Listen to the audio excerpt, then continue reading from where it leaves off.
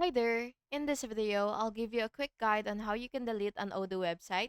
So please listen carefully to each step that I will be explaining because I will describe everything clearly so you can follow along.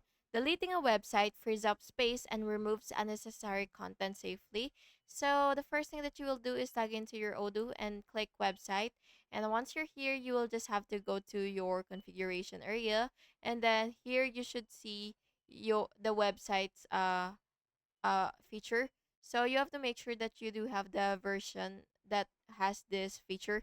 So once you see that feature, you will just have to click it, and then you will select the website that you would want to delete and click the action button and then choose delete.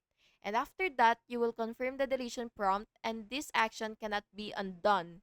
Then you will check your website dashboard, and you will ensure that the website no longer appears.